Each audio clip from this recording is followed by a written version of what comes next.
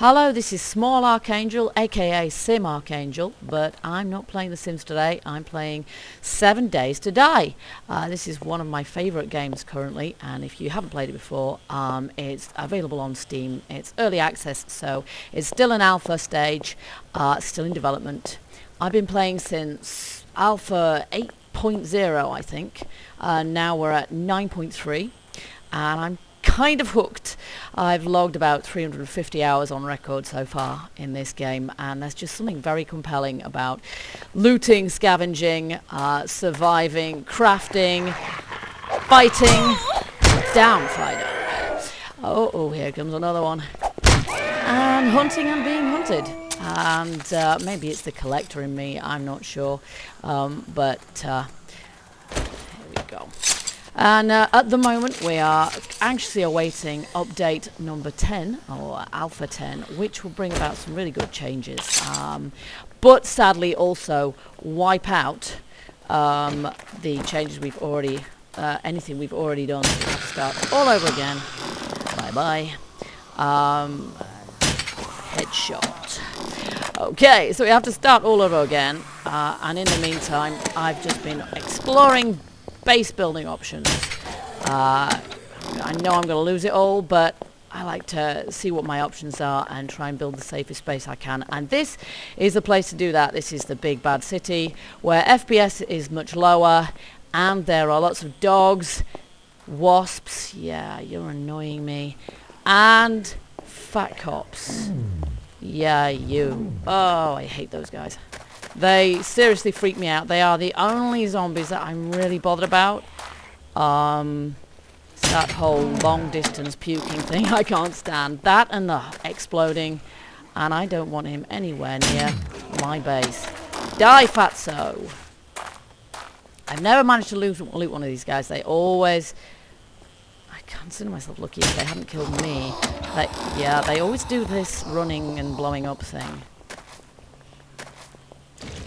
Yeah, okay, well, let's got rid of him at least. Okay, you really don't want one of those guys anywhere near your base. They're just like a creeper in Minecraft. But there you go. So at the moment, I'm just clearing out all the zombies from around my base. Hopefully, they won't respawn for a while, so it means I can talk in peace and quiet, or relatively so anyway. I've just been clearing all the way around. They're not supposed to respawn for 5 days, but here in the city, I don't know about that really. They seem to respawn quite often. There's lots of them around. And so good defenses is what you need here. So I've called this Let's Play 7 Days to Build, because since update 9.2 came out, that's pretty much what it has felt like. And I know that's not everyone's cup of tea, but myself, I quite like it actually. Because it does force your hand a little bit, but only just to start with, because you really got to build something secure in the first 7 days before that feral horde hits. Otherwise, you're in big trouble. And myself, I don't like to be out too much in the middle of the night anyway. It's not a great feeling. I always find it very, very nerve-wracking. I've put my spawn rate up a little bit as well. And as I say, here in the city, you really don't want to be... you want to be a bit careful, if anything. Yeah, I'm not too scared by you. Okay, so here is my current build, and this is the best defended of all my bases. You can probably see from the top left-hand corner of the screen, I have been playing 120 in-game days now, so that's quite a while. I've stashed quite a lot of loot, but it's spread out over several bases. My main base is actually in the middle of the woodland biome, which is my favourite, relatively peaceful biome, good for wood, obviously. Here in the city, though, it's pretty good for, well, gravel, destroyed stone, not so much, for looting apartment buildings and things like that. And there's quite a lot of safes around for looting gun parts, things like that too. So it's quite good for that. But it's also the best place to see some action. So if you really want zombie hordes and feral hordes and things, this is the place to come. Okay, so I built this base a few days ago. It's actually base 4 out of 5. My main one, as I say, is quite a way away. If you build lots of bases, it does mean that you can get about a bit. And this is a randomly generated world, which means it's huge. And the only way you can get about, really, without dying every 5 minutes is, and respawning goodness knows where, is to build bases to allow you to travel place to place. in relative safety. This isn't a very big base. I actually had to clear one of the lots that there are in the city here. My FPS is a little bit low. It's better elsewhere, and it's certainly better when I haven't got fraps running, but there you go. So yeah, it's better if you build on a small footprint anywhere at all, even here in the city where all the lots are pretty flat, because you have to clear the place. So it's all the junk that's lying around, any building that happens to be there. There wasn't much here, just a car park. Though interestingly enough, I did learn the hard way that you can't destroy cars. They're one of the voxels in the game that you cannot destroy. So that car over there, I actually had to shove that, to shunt it all the way off my lot, which took about 15 minutes in real time. It takes quite a lot of patience. It's quite boring. Yeah, you're going down, fatso. Goodbye. Ugly mug. They got some good loot sometimes, these guys, so not this one, though. Okay, so there we go. I had to shove that off, but everything else, I just had to level the place. And yeah, there's other advantages to building on a small base as well, and that is obviously it takes less space, so you don't have to worry about hills and things quite so much. Not there's any here. From stability point of view as well, the game physics recognise the horizontal axis more than the vertical axis, which means you can actually build straight up with few apparent problems, whereas if you build out to the sides, you better be sure that you've got some pretty sturdy interior walls, otherwise the whole lot's coming down on your head if you're not lucky. So this one's only about 8 or 9 by 9. I can actually credit Gamers 4 Kicks for the design of this base, or at least in part, because he's got some pretty good design ideas. I've added quite a bit of it to my by myself as well, though, like a moat, which is an idea I had been wanting to try out for a while. Certainly since, I think, Alpha 9, zombies haven't been able to swim. I don't think they've ever been able to swim, but since deeper water came in, that just gave me the idea. Zombies sink straight to the bottom of this moat, where you probably see I've got spikes. I have to be careful not to get heist by my own petard, though. My base is entirely surrounded by spikes. It's very difficult to get in for myself without getting spiked, so you do have to be careful of that a little bit. If you're wise, you will build your moat a little bit deeper than I did, because it is quite difficult to hover across the top of that without getting spiked yourself. But the zombies, when they come into this, they go straight to the bottom and get spiked, so that deals them a lot of damage before they can get any further at all.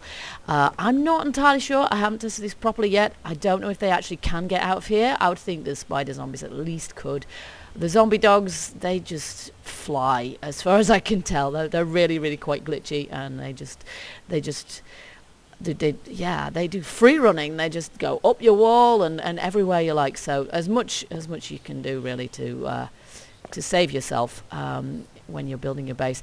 This is quite an effective method as well. I've got 4 rows of ramps here. It doesn't really matter what you make them out of, because the zombies don't seem to punch downwards or upwards, just straight ahead of them mostly. The only ones that really go down at the bottom here are the dogs and the crawlers, who are at that kind of level. But these ramps do 2 things really.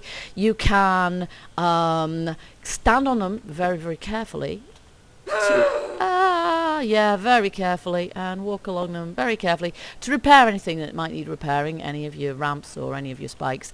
But the other thing is that these ramps will actually cause the zombies more damage, because they have to go up the ramps and then come down on each row of spikes. I've fully upgraded these spikes, which took ages, and obviously there's no wood here either, so this is why it's another good idea to have a base elsewhere with loads of resources, so you can ship stuff in when you're building another base. But there you go. So lots of wood spike tips, which are very damaging, as I can attest, having spiked myself on them many, many times. The other thing we've just got a narrow gap here for me to access my own base, so mostly the zombies don't go for that. You'll notice I have no door. There's a reason for this. Zombies seem to be attracted, particularly hordes, to doors. So if you have no actual door, then there's nothing for them to specifically home in on, which is good, because I don't want them homing on the one safe entrance to my base. I want them all over these spikes and dead before they even reach my walls. I've made the walls out of, I think, one of the hardest materials in the game at the moment, which is fully upgraded cobblestone. Again, took ages to do this. But the actual base I managed to build within 7 days. No cheating for this one. I have cheated with some of the other ones, but this one, you can build the whole thing, but not all of these defences, they took rather longer. The moat really took quite a long time, 3 in-game days, to dig and fill that moat. Though if you are clever, you'll use wooden frames. Someone else pointed this out to me. Wooden frames, and you put them just at the level below the water that you want to put in, and then you only have to fill the top layer, and it kind of filters down, and then you can take the wood frames out. You don't even need to destroy them, you just pick them up, and so that's the best way of filling your moat. You'll notice I've missed out the bottom layer of the ladder there, which means that the zombies can't get at it. I will impale myself getting in here, because I do every single time, but the zombies can't get up there then. Spider zombies probably still can, but I have other ways of dealing with them. We have a layer of barbed wire around here as well, because one thing I have noticed myself is when the zombies go up and down these spikes, they literally go up and down the spikes. So they bounce up and down, and if you've got barbed wire or something to damage them above them as well, then they get double damage, which is great. Okay, so we then got the scrap iron ramp frames going around there for an anti-spider zombie crawl shelf to stop them from climbing in any of my upper windows or damaging any of the rest of my building. All they can access is the spikes down here, which is the plan. So I'll try and get into my own base without impaling myself now. No, total fail. Okay, well, if it damages me, it damages them, is all I can say. Okay, so these ramps here are also quite good for another reason. Oh, that was stupid. Okay. Oh, can I get up there? Oh, it's very difficult. Oh, for goodness sake. No, I can't get onto my own ramps. That's really stupid. But if you can get onto those, you can actually walk around and you can do maintenance to any of the blocks that need maintaining, because even though nothing can get up here, if you get a few cops throwing acid at your building, that's going to do some damage. But the other thing that's good about these is that you can shoot straight through them. So again, if you can manage to get on there, and I'm not quite sure how I did it, but I have, then you can walk around and you can shoot directly through your feet. Given you haven't actually got any feet at this point, you can shoot straight through these scrap iron frames at any zombies that happen to be pounding your walls directly below your feet. So they're quite good from that, as I say, if you can get on them. The other thing I do, and I just need to get these here,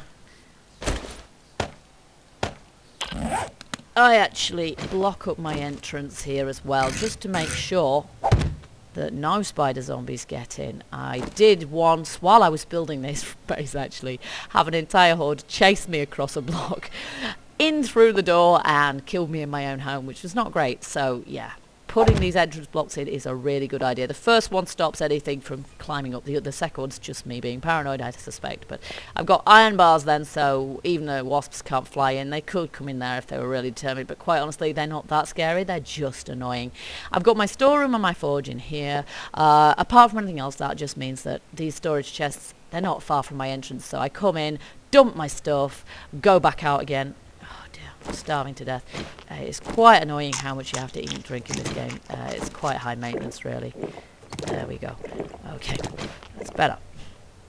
Alright, so we can also see out here, so we can see out on all sides, so I've got good visibility here, and you can see, if I go up my ladder here, I've actually got, just for immersion's sake, I've got living quarters here. It is quite functional. I do keep some of my food in here, okay, so the fridge doesn't, you know, it isn't really on. There's no electricity, but hey, I'm an immersion junkie. I keep my water to boil in there. I've got cooking fire there. I've got chests for storage, toilet. You know, good water source. It's a bit. You know, I'd rather use a sink, but at the moment you can't do that. I've actually had to use the cheat menu to obtain a couple of objects in here because you can't get them any other way in game. I'm assuming that the fun pimps are going to sort that out eventually. And then I keep foodstuffs in all my cupboards. So I'm just going to stick some stuff in here as well. Anything else? Yeah, a can of chili. That's the lot. Okay, and then right up on my top floor, I have... It's like a lookout tower. But I also have my garden, which is the mainstay of any survivor's livelihood. If you don't grow plenty of stuff, then... even in the city where you've got lots of apartment buildings to loot from, it's really difficult to find enough food. So And coffee plants. Oh yes, coffee is any survivor's best friend in this game. The energy boost it gives is invaluable, whether you're mining for ore or running from that horde in the middle of the night. It can literally be a lifesaver. Okay, so this isn't the most functional part of my base.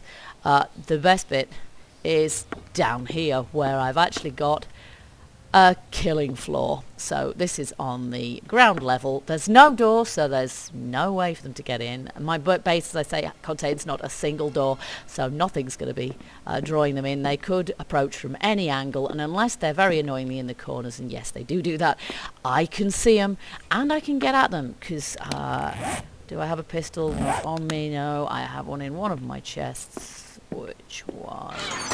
Oh, the other one. You can actually shoot through here. My weapon of choice is crossbow.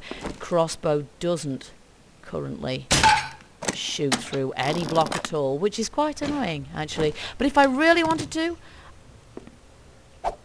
I could just pound a zombie straight through there. But then I would have to be very quick to replace the frame before a crawler or a dog got through there, because they seem to be able to glitch their way through just about anything. The dogs anyway, the crawlers are supposed to be able to get through there. So it's quite good. So if any zombies get past my moat and come up toward my walls without dying, I can actually probably take them out from here. I can't loot them from here. That's something I haven't been able to resolve quite yet, but this design is quite good for that. And I also built, not quite sure why, a basement panic room, which, yeah, if it all gets a bit too hairy up here, I can come down here and take a few deep breaths. I haven't decided quite what to use this for yet. More storage, maybe? I'm not sure. I've only just built this place. Oh, a word of warning. I got distracted while I was halfway through digging this out. Oh, you can see I didn't quite finish there. But I actually forgot to build up most of these walls, or I built up 2 of them and then wondered why bits were falling off my base upstairs. So that is an important factor. It's the only one that matters with the vertical axis really at the moment, is if between you and bedrock, if there's any holes, that will factor in whether your base stands up or not. It's probably not absolutely true to the law of physics, but it's something worth bearing in mind. Okay, it's getting a little bit dark out there. Now the zombies actually, hordes start spawning, well, the feral hordes, which always know where you are, spawn at about midnight. I have no idea whether I'm due a zombie horde or not at this point. I've rather lost the plot, to be honest with you, because I've changed the zombie spawning rates a few times. Just as I say, I'm testing stuff out here, so I have lost track. I don't know whether I'm due a zombie horde or not, but you find quite often most nights, especially in the city, you will get a horde. Not necessarily a feral one, maybe just a normal one, but they're all quite fun. Even the normal ones can be made aware of your presence if you so desire, make enough noise. Otherwise I'll just pass you by.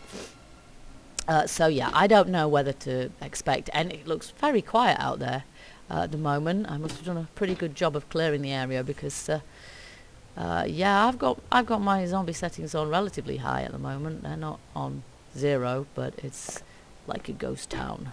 Maybe I should have left a few. It's strange how you can miss them when they're not there, including the wasps. Anyway, so there we go. So I'm not sure if I'll get any hordes coming at all. I will film them if they do. If they don't, then at least you've seen my base as it stands. I will just get a pistol and arm myself with that. Although I prefer shotguns, I haven't actually got round to making any up yet, so I can't arm myself with one of those. They're extremely noisy. But you can see this top floor is also very good. I can go all the way around. Okay, so I can't see straight down.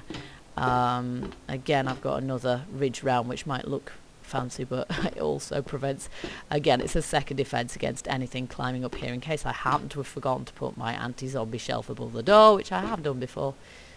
Okay, so it's getting a bit dark. Zombies start running at 9, or 9:15, something like that anyway. So that's when the hordes of either variety tend to start appearing.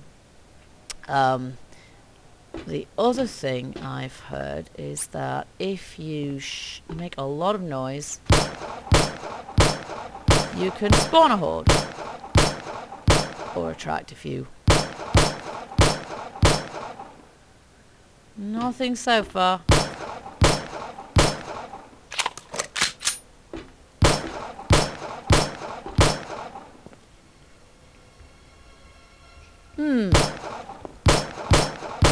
Come on. How disappointing. Just when you want some undead dudes to turn up, they don't. And when you really want them not to, they do. That's how the game works. There is an unpredictability factor to it.